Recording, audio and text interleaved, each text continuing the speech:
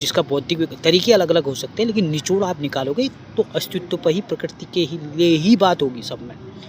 तो दूसरी बात, कुछ लोग जो उसका विरोध करते हैं सनातन का नहीं, आप खुद का विरोध करते हैं। मतलब आप चाहते हैं कि आप न रहें। सनातन की, ये समझ लो, सनातन की रक्षा मतलब प्रकृति की रक्षा, आपकी रक्षा। अभी इंसान जैसे जैसे ये विज्ञान ने बौद्धिक विकास बढ़ते जा रहा है, तो विकास एक सीमित सीमा तक अच्छा है, लेकिन उसकी जो सीमाएं बढ़ने लगेगी। अभी पृथ्वी से हम लोग जुड़े हैं तो अभी तक टिके हैं, लेकिन धीरे धीरे मनुष्य उठ रहा है ऊपर, और एक दिन इतना उठेगा कि पृथ्वी के चुंबकीय क्षेत्र से बाहर चला जाएगा। उस दिन सब कुछ खत्म हो जाएगा और अपने साथ ये प्रकृति, ये धरती को भी लेके जाएगा। क्योंकि मिट्टी है तो आपका शरीर है, पेड़ पौधे हैं, जो भी दिख रहा है, इस आप कुछ भी करो, बोलते हैं ना ज़मीन में रह के करो, तो ठीक है। आप अपने धर्म में किसी चीज़ को भी मानो, लेकिन आपका प्रकृति के प्रति प्रेम होना चाहिए।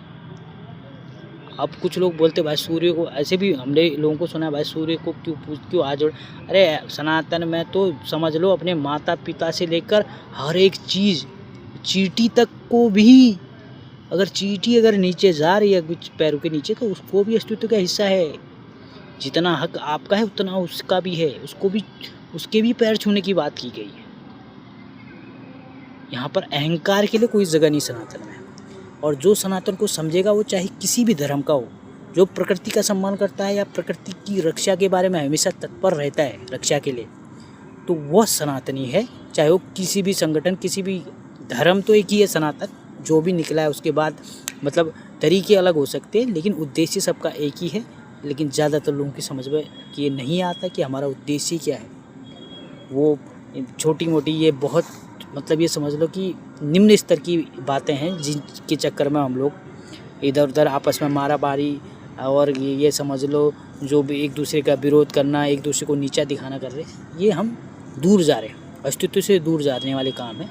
अगर जो जुड़ा रहेगा वो हमेशा हमेशा वो, उसका नाम चलेगा, उसको दुनिया जानेगी या दुनिया नहीं जानेगी, तो वो खुद का विकास करेगा। वो विकास कई स्तरों पर हो सकता है, लेकिन ये समझ लो कि सनातनी वो है जो प्रकृति को, अपने अस्तित्व को, अपने माता पिता को, अपने जिस कारण से वो हुआ है, जिस वजह से यहाँ पर उसकी सांसें चल रही हैं, जीवन जिसकी वजह से पाया है, जिसमें सबकी भागीदारी, उसके माता पिता से लेकर इस पत्ते जो इतने आसपास जितने एक चींटी दिख रही है, उसकी भी जीवन, उसकी भी भूमिका है आपके जीवन में।